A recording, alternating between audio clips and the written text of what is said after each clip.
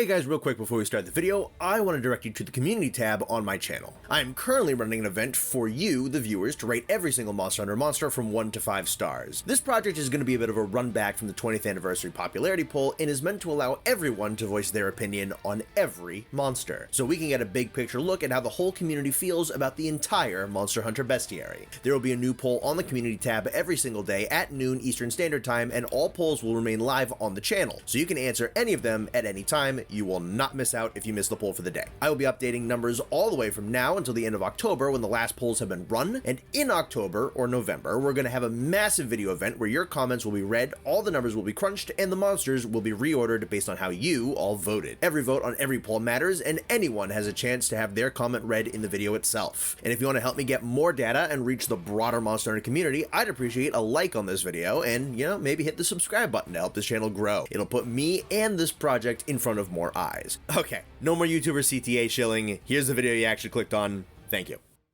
Let's talk Monster Hunter Dose. It's a topic we don't really talk about on this channel, and it's because I've never played the game myself. But yeah, I definitely like to at some point. I'm kind of busy playing the Nexus mod version of the game at the moment, but I'm sure I'll get around to it someday. Anyway, Dose had a fascinating mechanic within it that was, unfortunately, a bit of a one and done in the grand scheme of Monster Hunter. We're talking seasons, and if you don't know what those are, I'd like to direct you to an excellent video by the YouTuber MakiGS, which breaks down the system top to bottom. I'll give you a quick little TLDR, both for the sake of the video, and because I doubt most of you watching this have played the game yourself, seeing as it never got a Western release. They shifted, I believe, after a certain number of quests had been done in the game's offline mode, or shifted after a set period of real-world time had passed in the game's online mode. There was a warm season, cold season, and breeding season, and each individual season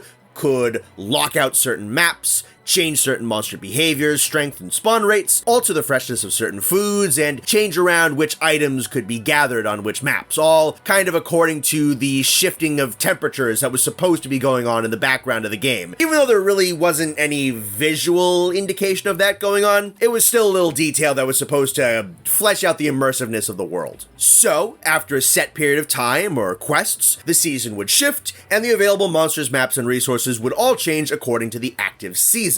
Now, depending on your gaming preferences, that's either going to sound pretty awesome or maybe obnoxiously obtuse for ya. In a game series like Monster Hunter, where you typically need to fight an enemy a number of times and need to gather specific resources on specific maps to progress your gear, I'd wager it could be extremely frustrating to find yourself boxed out of progression due to an unskippable and constantly shifting game mechanic. Alternatively, those small details and aspects of world craftsmanship could be an absolute joy for someone who desires to soak in the smaller elements of a game, are happy to accommodate for the restrictions that said game creates, and are big fans of preparation before combat. Immersion-based restrictions are never going to be everybody's cup of tea, and even as someone who tends to enjoy games like Monster Hunter, which introduces mechanics like these, I still think a developer would be wise to make sure their limitations are still engaging. Detailing purely for immersion's sake could run the risk of turning into just tedious fluff.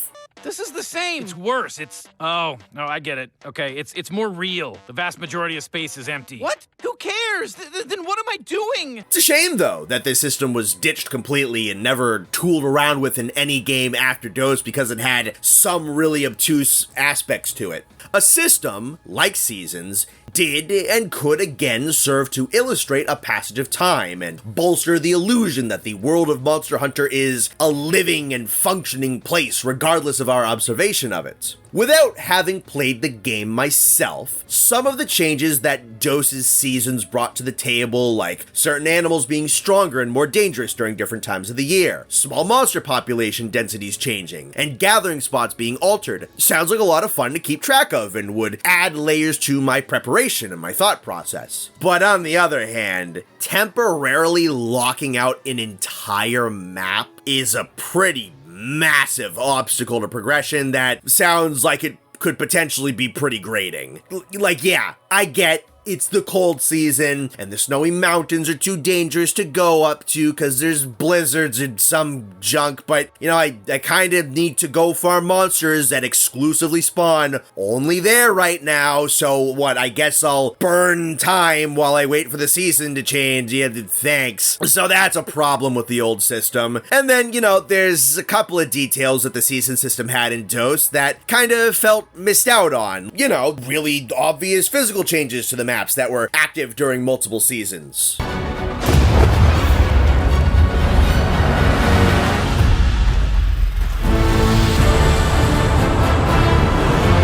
yeah, there we go. And now, enter Monster Hunter Wilds. Among its many selling points, the big shiny new kid on the Monster Hunter block seems especially proud of its multi-stage locales, wherein entire maps will have shifting resource availability, monster behaviors, territories, and interactions, as well as hazards based on drastic weather changes that will come and go as you play the game. Ladies and gentlemen, the seasons mechanic has been reworked and remade for the first time since 2007. And now this is not a full-sale one-to-one recreation of seasons, whereas DOS had its world casually move from season to season with little fanfare and small changes in order to create a more conventional feeling of the passing of time. Wild seems to be using drastic, thunderous, and awe-inspiring weather shifts in the midst of hunts and downtime prep work to create a stark contrast between the majesty of its setting and its danger. As opposed to a warm season, cold season, and breeding season, the maps of Wilds, or at the very least the Windward Plains, has two states, the Plenty and the Fallow. When the Windward Plains is a glittering golden savanna, this is the time of plenty. Endemic life will be out and about, herbivores will roam free, carnivores will be more reserved, and resources will be far easier to find.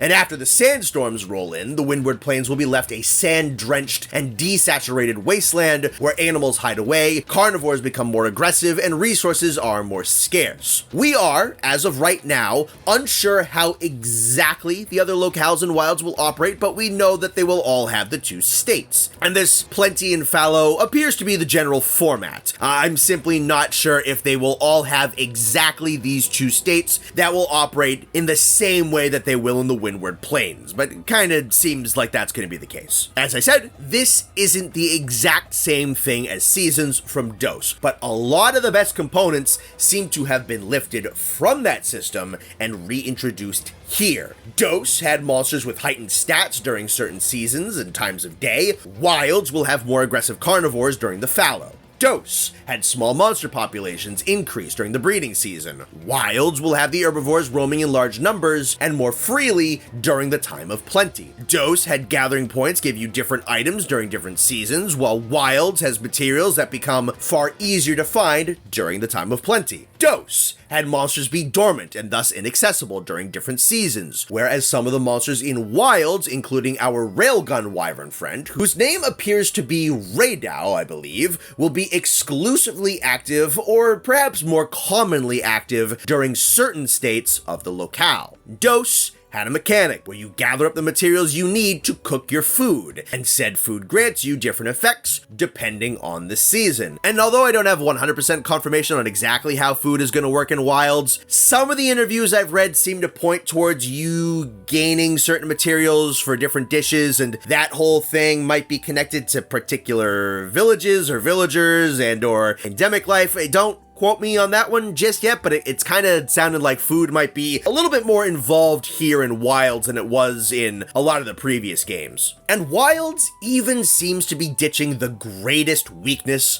of DOS's season system. For example, in DOS, you couldn't access the desert during the warm season due to extreme heat. In Wilds, we are out there face-tanking sandstorms and lightning storms to the face in the middle of our quests. The extreme weather isn't a blocker anymore, it is an opportunity to hunt scarier stuff. And a big reason I think this is gonna work out so well in Wilds is the fact that the map changes will be happening in real time, right in front of your face. It doesn't matter if you're on a quest or enjoying some downtime in town, the world is gonna keep moving. You don't have to run a whole bunch of quests to try and force the world state to change off screen so you can hunt what you want. The world is gonna change of its own accord, and it seems like the townsfolk will be able to give indicators when the changes are imminent, so you know when certain opportunities will be available. One thing I hope Wilds does is have its different maps have the plenty and the fallow active at separate times. So if I'm in a hunting mood and the fallow wears off on one map, I can head to another location that's actively hostile and settle in hunting there. Another thing Wilds is going to have the burden of figuring out is how long the states are going to last. Is it going to be a set schedule, or maybe there's a random chance of the shift occurring anytime after a set duration? So if, for example, say after an hour passes, the map can shift at any time after that. How much time are we gonna have out there to gather or to hunt? Both the plenty and the fallow are gonna need a decent amount of time to stretch their proverbial legs. We're gonna need time to be able to get the resources we need or track the monsters we want to fight.